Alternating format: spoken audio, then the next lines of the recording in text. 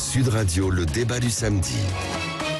8h44 sur Sud Radio, nous sommes le samedi 11 mars, journée de mobilisation, nouvelle journée de manifestation un peu partout en France à l'appel de l'intersyndicale qui s'oppose à la réforme des retraites. Pensez-vous que ce mouvement puisse s'essouffler? Vous votez sur Twitter, pour l'instant vous répondez non à 62% d'entre vous. On va en débattre avec nos différents invités. Sébastien Graineron qui est secrétaire départemental du syndicat Alliance dans les Bouches-du-Rhône, bonjour à vous. Gaël Lafarge, secrétaire général du syndicat CFDT Interco dans l'Aveyron, bonjour à vous Gaël Lafarge. Et Bernard Cohen-Haddad, président de la CPME, les petites et moyennes entreprises en Ile-de-France. Bonjour à vous. Bernard Cohen-Haddad, avance à 0826 300 300 direction Mont-de-Marsan. Abdelhak nous appelle. Bonjour à vous Abdelhak. Est-ce que ce mouvement peut s'essouffler? Bonjour à vous Abdelhak, vous êtes en direct sur Sud Radio? Oui. Est-ce que vous pensez Merci. que... Ouais. Non, mais c'est certain que ça va s'essouffler. C'est sûr et certain. D'abord, il faut avoir les moyens financiers de faire une grève, même si c'est le samedi et que la majorité des gens ne travaillent pas. C'est évident que ça s'essouffle. Moi, ce que je voulais dire, mon coup de gueule ce matin, sur ça je vous appelle, c'est que voilà, j'en ai assez. Ça dure depuis trop longtemps. Moi, j'ai 52 ans. Depuis que je comprends la politique, j'ai 15-16 ans. Et donc, il y a 36 ans que j'entends tous les gouvernements qui sont passés être dans l'obligation, parce que leur objectif c'était quand même de prévoir, donc parce que gouverner c'est prévoir, c'est rien d'autre. Et ça fait 40 ans que j'entends qu'on doit réformer. Aujourd'hui, il y a quelqu'un qui a le courage de le faire parce qu'il y a moins d'actifs, les gens vivent plus longtemps, on est mieux soignés, mieux nourris. Voilà, on a quand même le meilleur amortisseur social du monde.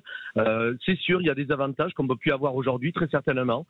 C'est des choses qui seront débattues. Mais aujourd'hui, il y a un gouvernement qui a le courage de dire haut et fort et qui tient la main pour dire qu'il faut absolument faire cette réforme. Les gens sont d'accord, ils sont d'accord avec tout ça, mais il ne faut surtout pas leur demander de travailler plus. Et voilà, c'est ça, et d'avoir un peu moins de retraite. En Mais tout cas, pour votre équilibrer message... les choses, Ouais. voilà, pour équilibrer les choses, on est obligé, on ne peut pas faire plaisir à tout le monde. Mais Donc, votre message sera passé, en tout cas, voilà. Abdelhak. Merci beaucoup de nous l'avoir transmis depuis Mont-de-Marsan au 0826 300 300. Abdelhak, plutôt favorable à la réforme des retraites, qui soutient le gouvernement qui veut l'enclencher. En revanche, plus d'1 million de Français sont attendus dans les rues aujourd'hui pour s'opposer à cette réforme des retraites. Est-ce que vous craignez un essoufflement ou pas du tout, Gaël Lafarge, pour la CFDT Interco Aveyron? Non, pas du tout. Aujourd'hui, je pense que les différents chiffres nous le montrent à chaque mobilisation. Les manifestants répondent présent, le soutien populaire est là. Donc, en fait, il faut continuer jusqu'à ce que potentiellement il y ait un vote de cette nouvelle, de cette réforme des retraites, en fait. Donc, aujourd'hui, ce qu'il faut voir, c'est que les sondages nous montrent le soutien de l'opinion publique. Et donc, voilà, la responsabilité appartiendra au gouvernement de faire passer ou pas un 49.3. On voit bien qu'il y a un mépris de leur part. Encore le courrier d'hier qui a été envoyé aux organisations syndicales. La réponse d'Emmanuel Macron au syndicat qui dit qu'il ne sous-estime pas votre colère. Ah ben, il ne sous-estime pas la colère, mais il parle de dialogue social, alors qu'on voit bien qu'on n'a jamais été écouté depuis le début du mouvement, même rencontré. Donc c'est là où on voit bien le mépris en fait de cette classe politique. Et donc c'est vrai qu'aujourd'hui, au niveau de l'opinion publique, au niveau des différents manifestants qui viennent, c'est vrai qu'il y a un ressentiment quand même qui est plutôt négatif. Ça va générer de la colère de plus en plus. Pour l'instant, toutes les mobilisations organisées donc par les organisations syndicales se sont bien déroulées, mais aujourd'hui, on voit qu'on n'est pas à l'abri que des collectifs à part puissent prendre part à ce type de mobilisation. Et commettre des exactions, ça pourrait arriver, c'est déjà arrivé la semaine dernière. Une petite partie de tous les manifestants, c'est important de le préciser. Et d'ailleurs, c'est ce à quoi feront face les policiers. Gaël Lafarge est avec nous, secrétaire général du syndicat, Sébastien Graineron est avec nous, pardonnez-moi, secrétaire départemental du syndicat Alliance Bouches-du-Rhône. Vous êtes policier, Sébastien Graineron, vous avez manifesté contre la réforme des retraites, vous vous y opposez. Et malgré tout, quand vous étiez dans la manifestation, vous avez été pris à partie à Marseille. Pourquoi et par qui ? Oui, bonjour. Oui, tout à fait. Lors de la dernière manifestation, comme tout bon citoyen, on manifestait pour défendre la cause, en l'occurrence la nôtre, la cause des policiers contre cette réforme des retraites. Et nous avons été très rapidement pris à partie, au départ verbalement, puis par des jets de projectiles. Il s'est terminé en bagarre avec des violences physiques.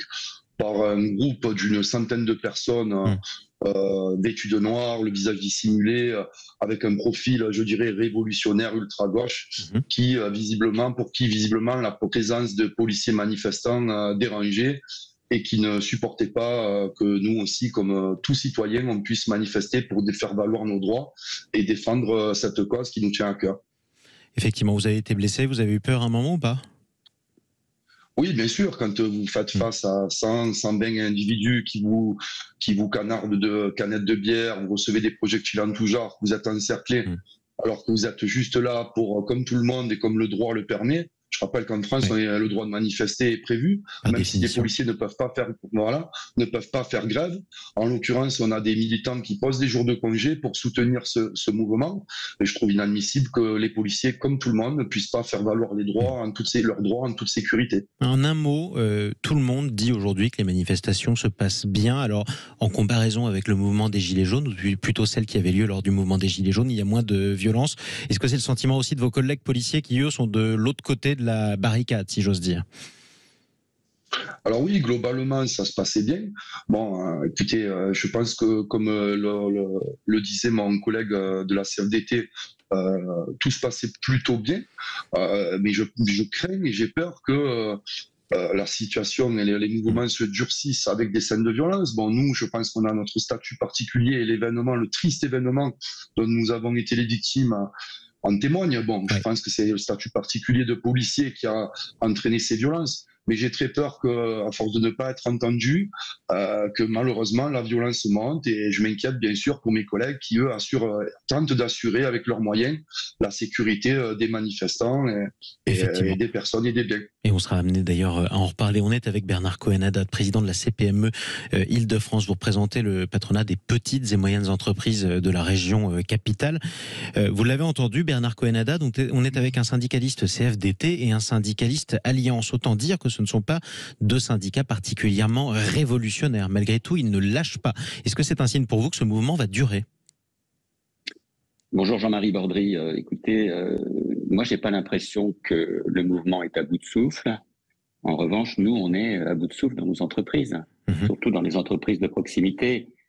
Ça fait plusieurs semaines. Il faut reconnaître que les mouvements sociaux ont un impact sur l'économie. On a une désertification de nos points de vente. On a des quartiers, c'est pas notre ami policier qui va dire le contraire, qui sont neutralisés pour des raisons de sécurité, c'est-à-dire qu'on peut pas venir travailler, on peut pas venir acheter. Il y a des défilés sur lesquels les boutiques doivent fermer. Fort heureusement, et je le dis, à part des cas graves comme vous l'avez évoqué, il n'y a pas d'exaction sur nos vitrines pour le moment, mais on voit qu'il peut y avoir des débordements. Donc c'est quand même des journées sous tension. Il y a une vraie difficulté pour nous à appréhender l'avenir dans un cas de désertification des centres-villes. Et puis il y a une difficulté aussi de se déplacer dans les villes. Moi je suis pour le droit de grève, je le dis. Oui. Je suis un républicain, je suis un démocrate, mais je suis aussi pour la liberté du commerce et de l'industrie, et la liberté de l'avenir. Comment on concilie les deux alors ?